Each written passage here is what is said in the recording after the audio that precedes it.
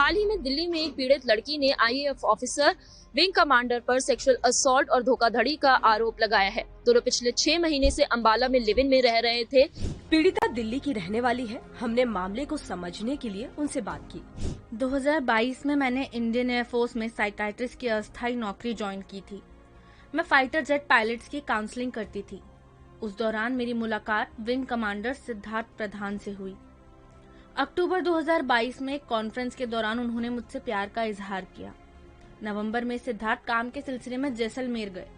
वो मुझे भी वहां साथ ले गए। हमने 20-25 दिन जैसलमेर में बिताए। इसके बाद वो मुझे अंबाला ले गए। वहां उनके पेरेंट्स रहते हैं। दिसंबर 2022 में मैं अंबाला में सिद्धार्थ के साथ लिव इन में रहने लगी। हम पीड़िता से मिले। उसने हमें ऐसे फोटोज और वीडियोस दिखाए जिससे ये साबित होता है कि पीड़िता विंग कमांडर के साथ रहती थी लिव इन में। वह उसके घर पर रहती थी उसके परिवार के साथ। यही नहीं, विंग कमांडर के माता पिता, पीड़िता और विंग कमांडर साथ में कई फैमिली वेकेशंस पर भी जाते थे। प्रियंका बताती है कि वो दार्जिलिंग में सिद्धार्थ के परिवार की कुलदेवी के मंदिर भी गई थी। जब मैं और सिद्धार्थ दार्जिलिंग में थे तो उन्होंने 26 मार्च 2023 को घुटनों पर बैठकर मुझे अंगूठी पहनाई और वादा किया कि इसी साल वो मुझसे शादी करेगा। सितंबर में मैं सिद्धार्थ के साथ पठानकोट भी गई। वहां हमने शादी की प्लानिंग शुरू कर दी थी, लेकिन पठानकोट से लौटने के बाद सब कुछ बदल गया। सिद्धार्थ मुझे इग्नोर करने लगा।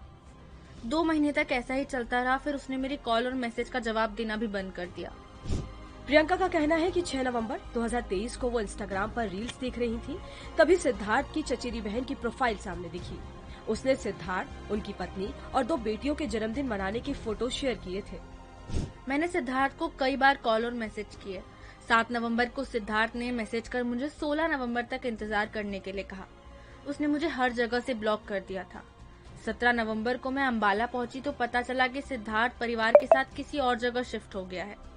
बहुत ढूंढने पर उसके नए घर का एड्रेस मिला। वहां पहुंची तो उसकी मां ने मुझे पहचानने से ही इनकार कर दिया। झगड़ने के बाद उसने बताया कि वो शादीशुदा है और उसके 2 बच्चे भी हैं। मैं रोने लगी।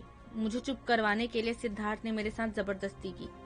दैनिक भास्कर को अंबाला के मिलिट्री हॉस्पिटल की 28 दिसंबर 2022 की एक पर्ची भी मिली।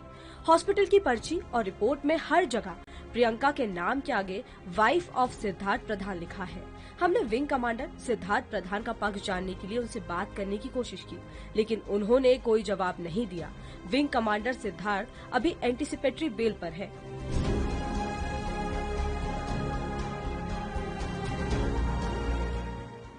जनवरी 2024 को दिल्ली की कोर्ट में केस की सुनवाई है।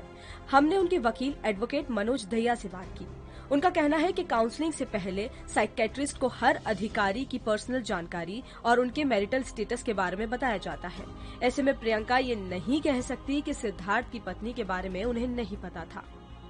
हमें वकील ने ये भी बताया विंग कमांडर की जो पत्नी है वो पहले से इस पीड़ित लड़की को जानती थी। फिलहाल वकील का कहना है कि मामला अदालत में चल रहा है।